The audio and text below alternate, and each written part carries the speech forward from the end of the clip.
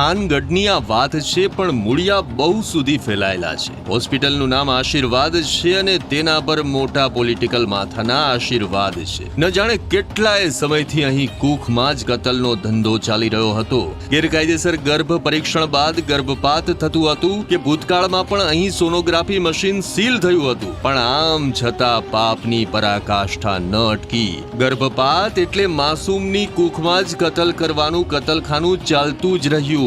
પણ જેમ પાપ છાપરે ચડીને પોકારે તેમ આ વખતે રાજકોટની ભાગોળે આવેલા એક વિસ્તારની યુવતી કે જેના પર દુષ્કૃત્ય થયું તે ગર્ભવતી બની અને ત્યારબાદ એક એજન્ટ મારફતે તેને થાનગઢની આ હોસ્પિટલમાં લાવવામાં આવી. ગેરકાયદેસર ગર્ભપાત પણ થયો. એક પણ કાગળ પર સહી કે એક પણ કાગળ કર્યા વિના જ માસૂમ આ દુનિયામાં શ્વાસ લેતે પહેલા જ તેનો શ્વાસ રૂંધી દેવાયો, જેના પુરાવા પણ જોવા મળ્યા. હવે આ વાત આવી એટલે આ પાપને છુપાવવા માટે હવાથી મારવાનું શરૂ થયું. હોસ્પિટલના સંચાલક રાજુએ અને હોસ્પિટલના સંચાલક એવા ડોક્ટર પટેલે આ સમગ્ર દોષનો ટોપલો હોસ્પિટલના એક મહિલા કર્મચારી પર ઢોળવાની કોશિશ કરી. ભૂતકાળમાં પણ તેણે આવું કર્યું હતું. ત્યારે જે મહિલા કર્મચારી છે તેણે પોતાનો રોલ જણાવ્યો કે તેનું શું કામ હતું.